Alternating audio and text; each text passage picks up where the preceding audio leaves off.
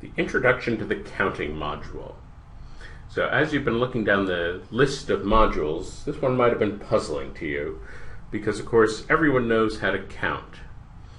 Of course, the test is not going to ask you, something like count from 1 to 20. The math section, of course, is not going to ask you that.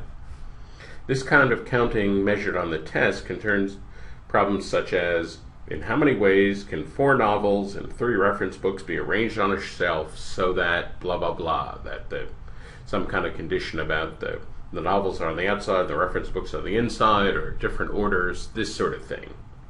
So it's about looking at orders and sets and combinations of things. That's what we're talking about when we talk about counting. So we will discuss counting the number of ways to select or arrange a large number of items. Technically, this branch of math is called combinatorics.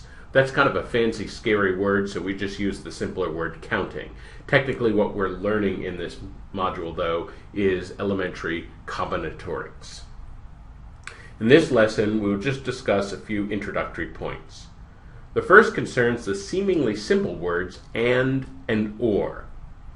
Now, those look like words from ordinary conversation, but in fact, they are mathematical objects with mathematical meaning. In counting, and as we will see in probability, and means multiply and or means add. That's a really big idea right there. So let's think about this a little bit. If at a fancy dinner you could choose one of 3 meat entrees or one of 2 vegetarian entrees, how many choices of entree would you have? Well, these are the entrees, so you could have any of the 3 meats or any of the 2 veggies. So altogether, what we have are 5 choices. 2 plus 3 equals 5. So the or meant that we add the 2 and the 3.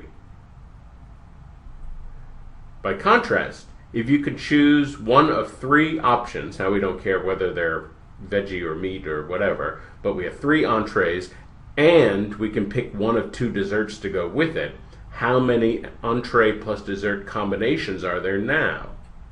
So now we have 3 entrees. With any one of them, we could pick dessert number 1.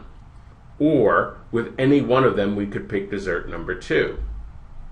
And so because of this, we notice that altogether there are 6 lines that I've drawn there, so 6 possible pairings.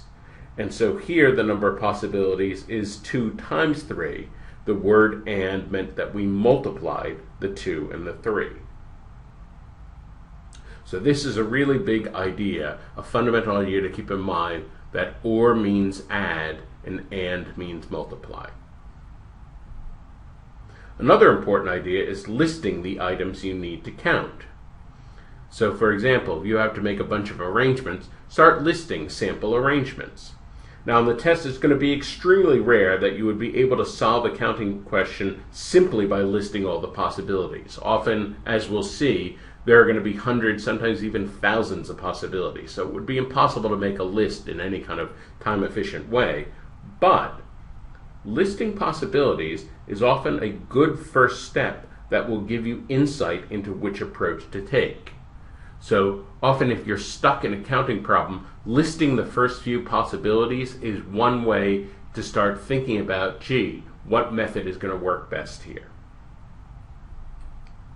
In summary, counting, or combinatorics, deals with strategies for counting large numbers of combinations and arrangements. The word and means multiply, the word or means add, and remember that listing is a good preliminary strategy that may yield further insights.